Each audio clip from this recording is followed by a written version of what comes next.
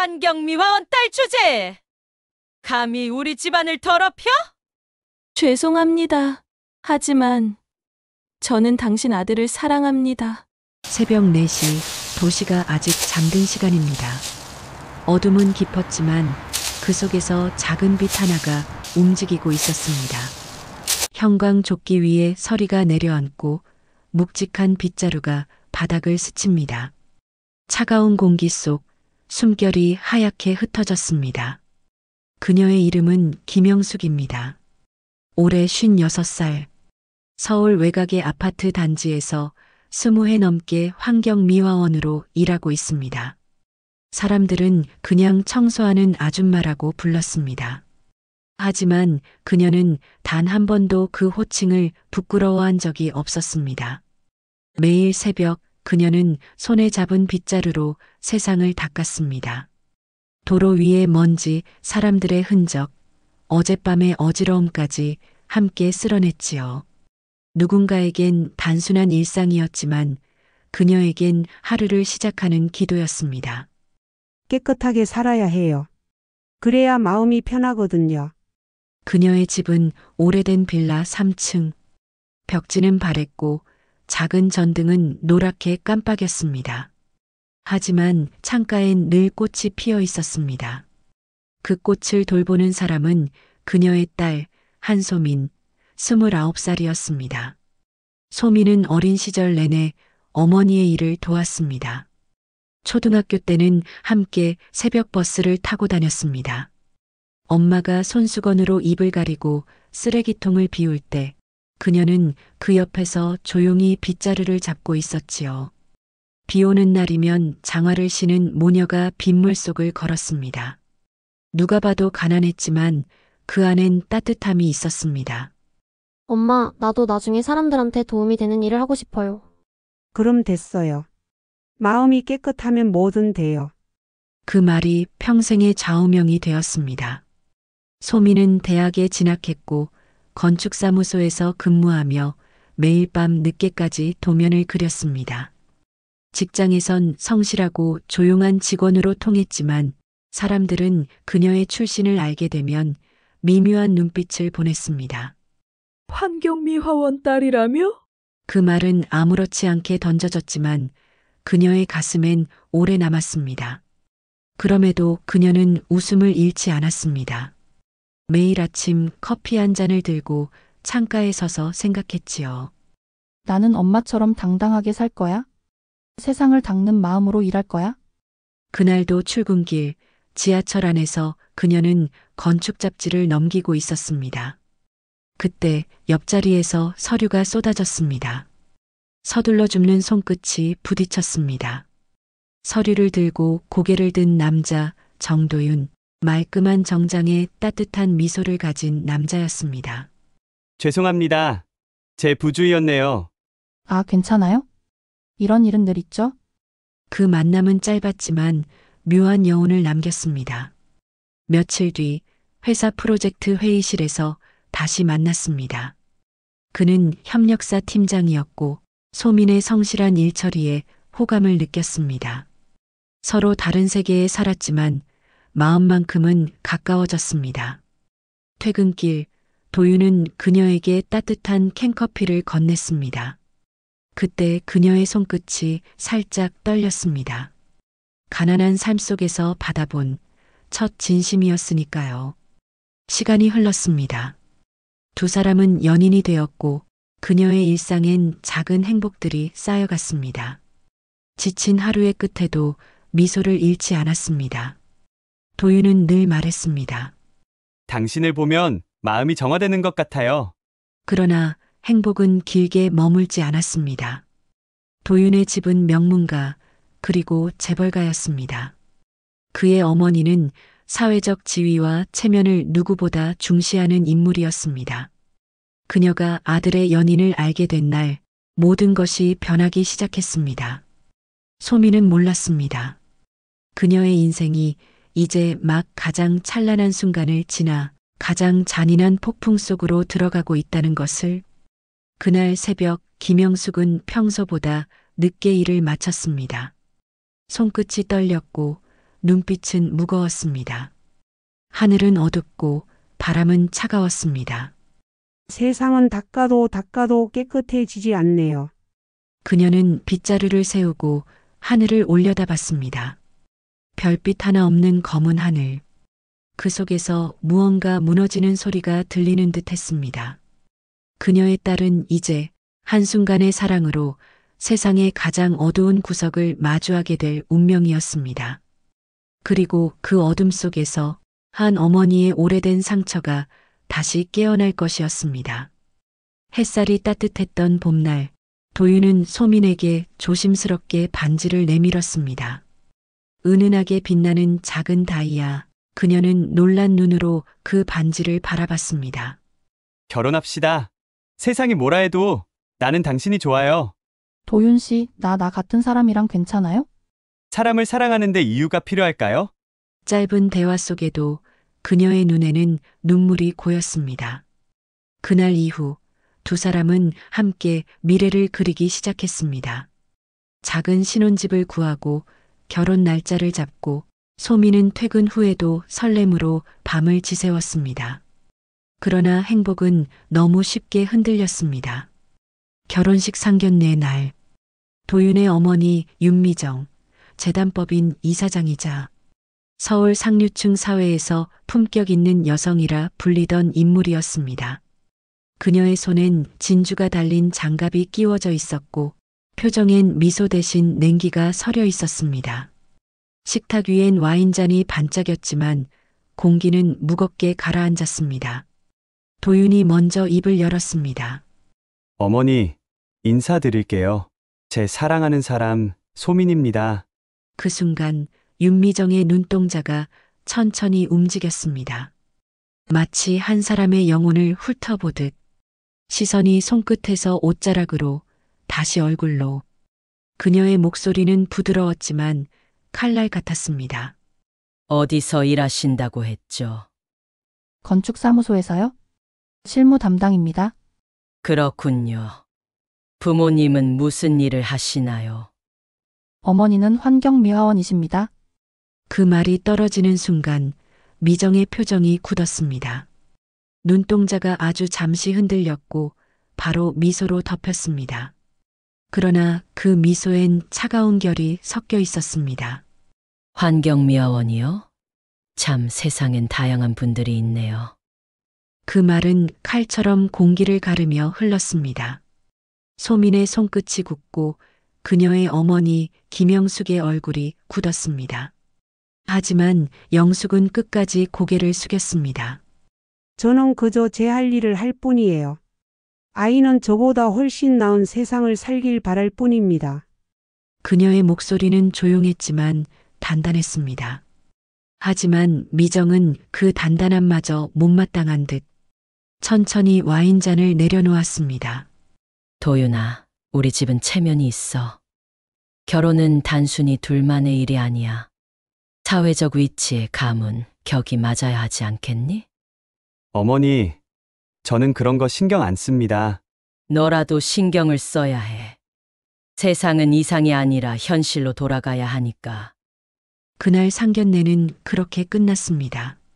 차가운 미소와 공허한 인사만 남긴 채 두 집의 공기는 이미 얼어붙어 있었습니다. 며칠 후 도윤은 어머니의 완강한 반대 속에서도 결혼을 밀어붙였습니다. 결국 결혼식 날짜가 잡혔고 작은 예식장에서 조용히 진행하기로 했습니다. 결혼식 날 아침 하늘은 맑았지만 공기엔 이상한 정적이 감돌았습니다. 하객들 사이에서 윤미정은 차가운 눈빛으로 신부를 바라봤습니다. 하얀 드레스 속 소민의 손이 미세하게 떨렸습니다. 환경미화원 딸 주제에. 그 목소리는 낮았지만 칼처럼 예리했습니다. 그리고 식이 시작되기 직전 윤미정은 신부 대기실로 들어와 소민의 뺨을 후려쳤습니다. 감히 우리 집안을 더럽혀? 찰싹. 그 소리는 예식장 복도에 울려 퍼졌습니다. 순간 모든 게 멈췄습니다. 하객의 속삭임, 음악, 공기까지. 소민은 뺨을 감싼 채 아무 말도 하지 못했습니다. 눈물이 맺혔지만 흘리진 않았습니다. 대신 눈빛이 단단히 굳었습니다. 죄송합니다. 하지만 저는 당신 아들을 사랑합니다. 그녀의 말은 떨림이 없었습니다. 그 한마디가 미정의 표정을 완전히 굳혔습니다. 결국 식은 강행되었지만 그날의 결혼식은 축복보다 상처로 남았습니다. 하객들은 속삭였습니다. 저 신부가 환경미화원 딸이라지. 시어머니가 난리였다더라. 소문은 빠르게 퍼졌습니다. 그리고 그날 밤 소민의 어머니 영숙은 혼자 어두운 방에 앉아 있었습니다. 손엔 낡은 휴대폰, 화면엔 사돈댁의 기업 이름이 떠 있었습니다. 그녀의 눈빛엔 슬픔 대신 이상한 결의가 번졌습니다. 세상을 닦을 땐 때로는 먼지를 없애야 깨끗해지는 법이지요. 그녀는 천천히 전화를 걸었습니다. 그날 이후 세상은 조용히 뒤집히기 시작했습니다. 결혼식이 끝난 다음 날 서울 외곽의 재개발 지역 한복판 허름한 아파트 복도에 불빛이 하나 새어나왔습니다. 그 안 김영숙은 여느 때처럼 새벽에 일어나 커피를 내렸습니다. 잔잔한 향기가 번지지만 그녀의 눈빛엔 평소의 온기가 없었습니다. 그녀는 낡은 서류 가방을 열었습니다. 그 속엔 오래된 노트북 그리고 대양건설이라는 이름이 찍힌 서류철이 들어 있었습니다. 대양건설, 도윤의 어머니 윤미정이 이사장으로 있는 재단의 주력 계열사이자 과거 도시 개발을 주도했던 거대 기업. 그런데 그 이름 아래엔 하청 비리, 환경오염, 불법 하도급 같은 단어들이 빨간 줄로 표시되어 있었습니다. 당신들은 늘 깨끗한 척했지요. 하지만 진짜 더러운 건 눈에 보이지 않아요. 그녀는 조용히 메일을 보냈습니다. 수신이는 감사원 내부제보팀. 그 한 통의 메일이 거대한 파도의 시작이었습니다. 며칠 뒤 대양건설은 익명의 제보로 인해 대규모 비리 감사에 들어갔습니다. 사무실은 아수라장이 되었고 언론은 고위층 연루 의혹이라는 단어를 헤드라인으로 내보냈습니다. 윤미정은 분노에 떨었습니다. 그녀는 평생 쌓아온 명예가 무너지는 걸 두 눈으로 보고도 믿지 못했습니다. 재단 회의실, 대리석 탁자 위엔 신문이 놓여 있었습니다. 굵은 글씨로 이렇게 적혀 있었습니다. 대양건설, 내부 고발로 비리 드러나 임원 3명 구속. 누가 감히 우리 회사를 건드려? 이건 우연이 아니야. 그녀는 모든 인맥을 동원해 추적을 시작했습니다. 그러나 아무리 찾아도 흔적이 없었습니다.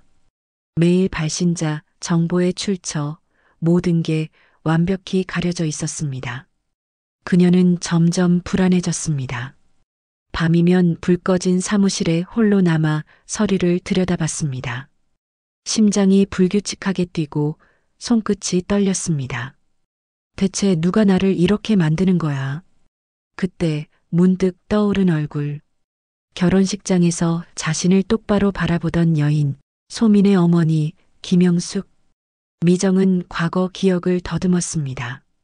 어딘가에서 본 듯한 얼굴, 그 눈빛, 그 침착함, 그리고 오래전 자신의 회사가 밀어붙였던 재개발 현장. 10여 년 전 대양건설은 서울 구도심 재개발 사업을 진행하며 수십 가구를 강제 철거했습니다. 그때 한 환경단체 여성이 회사의 불법 폐기물 매립을 폭로했죠. 그녀는 공무원 부패까지 드러내며 언론에 나섰지만 곧바로 해고되고 실직했습니다. 그 여성의 이름이 김영숙이었습니다. 그 여자였어. 그녀의 입술이 떨렸습니다. 모든 퍼즐이 맞춰졌습니다. 그녀는 냉정하게 전화기를 들었습니다. 찾아. 김영숙이라는 사람, 어디 사는지, 뭘 하는지 하루 안에 보고해. 하지만 이미 늦었습니다. 그날 밤 재단 서버가 외부 침입으로 마비되었습니다. 주요 임원 계좌 내역이 유출되었고 대양건설의 주가가 폭락했습니다. 언론은 다시 외쳤습니다. 대양건설, 내부 공익제보 폭로 이어 주가 급락상 장폐지 위기. 며칠 후 영숙은 거리의 청소차 옆에서 빗자루를 들고 있었습니다. 평소처럼 쓰레기를 치우며 라디오를 들었습니다. 뉴스 앵커의 목소리가 잔잔히 흘렀습니다. 대양건설, 비리 혐의로 검찰 수사 착수. 윤미정 이사장, 긴급 출국 금지 조치. 영숙은 말없이 하늘을 올려다봤습니다. 구름 사이로 빛이 스며들고 있었습니다. 그녀의 손끝엔 작은 떨림이 있었지만 그 눈빛은 평온했습니다. 이건 복수가 아니에요. 세상을 깨끗하게 닦는 일이지요. 그러나 세상은 그녀의 뜻을 알 리 없었습니다. 환경미화원 출신의 어머니가 재벌가를 무너뜨렸다는 소문만 돌았습니다. 하지만 그녀는 침묵했습니다. 밤 그녀는 다시 노트북을 켰습니다. 화면 한쪽에는 제보 완료 문구가 깜빡였습니다. 그리고 다른 창에는 오래된 사진 한 장. 젊은 시절의 윤미정과 자신이 함께 찍힌 단체 사진이 있었습니다. 그들은 한때 같은 대학 동기였습니다. 미정은 재벌가 자제, 영숙은 장학금으로 겨우 버틴 가난한 학생. 그때부터 세상은 이미 두 사람을 갈라놓고 있었던 것입니다.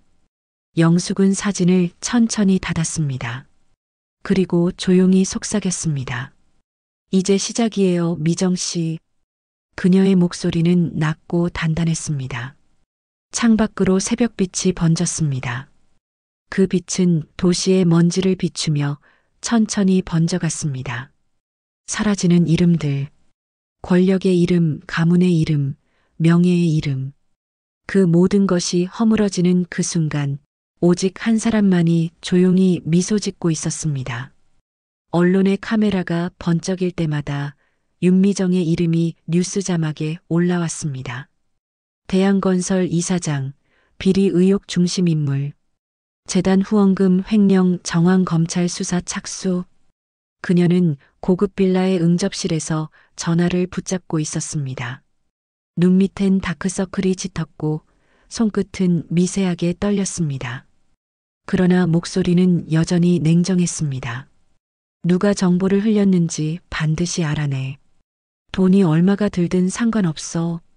내가 직접 손봐야겠어. 비서는 아무 대답도 하지 못했습니다. 며칠째 잠도 못 자는 이사장은 이미 다른 사람 같았으니까요. 그녀는 창밖을 바라봤습니다. 도시의 불빛이 번쩍였지만 그 빛조차 그녀의 얼굴을 밝히지 못했습니다. 그때 도윤이 들어왔습니다.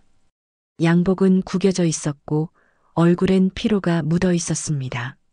어머니, 이제 그만하세요. 이건 더 싸움이 아니에요. 조용히 해.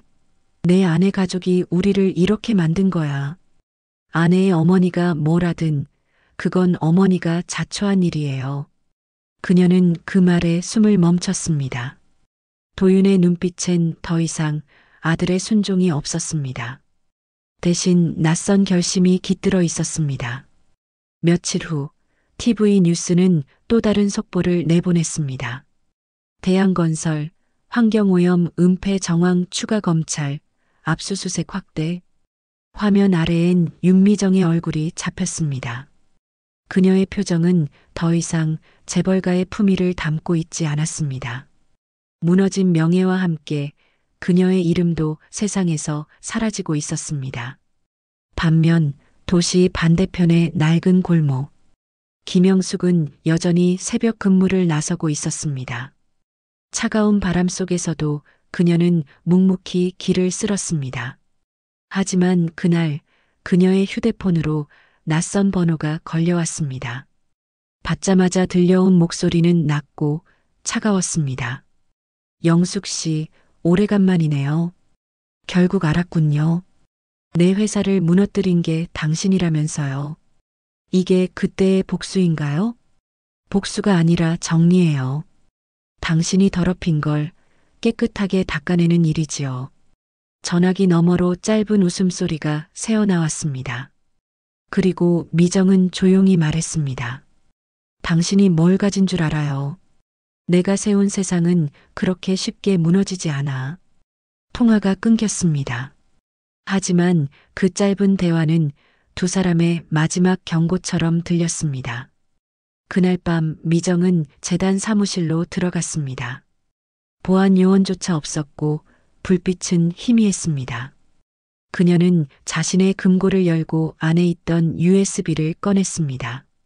그 안에는 영숙의 과거 사진, 시위 기록, 해고 명령서, 그리고 허위 보고서, 작성자 김영숙이라는 문서가 들어 있었습니다. 그녀는 그걸 언론사에 넘길 생각이었습니다. 이 여자가 예전부터 문제를 일으키던 사람이다. 그렇게 이미지를 뒤집을 계획이었죠. 하지만 문을 나서려던 순간 컴퓨터 화면이 켜졌습니다. 어디선가 자동으로 재생되는 영상 파일 하나. 제목은 단 한 줄이었습니다. 그날의 진실. 화면 속에는 과거 대양건설 철거 현장이 보였습니다. 포클레인이 민가를 밀어붙이고 그 안에서 사람들이 울부짖고 있었습니다. 그리고 그 한가운데 미정의 젊은 시절 모습이 있었습니다. 이 구역은 비정상 건물입니다. 철거하세요. 그녀의 목소리였습니다. 그 영상은 그녀의 과거를 그대로 드러냈습니다. 그녀가 직접 명령을 내리고 불법 폐기물 매립을 승인한 장면. 누가 봐도 결정적 증거였습니다. 이걸 어떻게 해? 그녀는 몸이 굳었습니다. 영상은 멈추지 않았습니다. 마지막 장면엔 어린 소녀 하나가 무너진 잔해 속에서 울고 있었습니다. 그 소녀의 이름이 자막으로 떠올랐습니다. 김소민, 당시 7세. 그녀의 손에서 USB가 떨어졌습니다. 그녀는 무릎을 꿇은 채 숨을 몰아쉬었습니다. 눈앞이 흔들리고 어제의 자만이 한순간에 부서졌습니다. 그 아이가 소민이었다고? 모든 것이 하나의 원으로 이어졌습니다.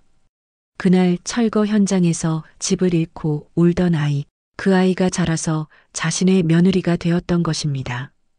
그녀는 천천히 자리에서 일어나 창문을 열었습니다. 밤하늘은 이상하리만큼 고요했습니다. 도시의 불빛은 여전히 화려했지만 그녀의 세상은 이미 무너져 내리고 있었습니다. 내가 무슨 짓을 한 거지? 그녀는 손으로 얼굴을 감쌌습니다. 눈물은 흐르지 않았습니다. 대신 깊은 숨이 한 줄기 새어나왔습니다. 그리고 그 순간 누군가의 메시지가 휴대폰으로 도착했습니다. 보낸 사람 김영숙. 내용 이제 당신도 닦을 차례예요. 그녀는 휴대폰을 떨어뜨렸습니다. 화면 속 문자가 천천히 사라졌습니다.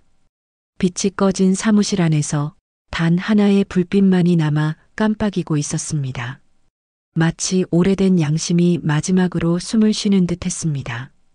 그날 이후 세상은 조용히 균열이 갔습니다. 한 사람의 복수로 시작된 사건은 이제 사회의 어둠을 드러내는 폭로가 되어 퍼져나갔습니다. 그러나 아직 끝은 아니었습니다. 진짜 무너지는 건 사람의 마음이었으니까요. 결혼식장에 소란이 있은 지 벌써 석 달이 지났습니다. 그날 이후 미정은 단 한 번도 시댁 문을 두드리지 않았지요. 대신 새벽마다 어머니의 집에 들러 말없이 커피를 내리고 함께 신문을 넘겼습니다. 서로 아무 말이 없었지만 그 침묵이 오히려 둘 사이를 단단하게 묶어주고 있었습니다. 그날 밤 미정은 어머니와 함께 작은 식탁에 마주 앉았습니다. 허름한 방, 낡은 스탠드 불빛 아래에서 둘은 말없이 밥을 먹었어요. 엄마, 이제 그만 쉬어요. 정수는 여전히 소박한 미소를 지었습니다. 마치 아무 일도 없었던 사람처럼. 결국 사돈댁은 파산 절차를 밟았고 시어머니는 지방으로 내려갔습니다. 그러나 미정의 마음속에는 복수의 통쾌함보다 묘한 슬픔이 남았지요. 어머니의 행동이 정이었는지 아니면 또 다른 상처였는지 알 수 없었으니까요. 도시의 어딘가 새벽의 빗자루 소리에 실려 흐르는 진실과 정의의 소리를 진짜 힘은 소리 없이 일하는 사람에게 있습니다.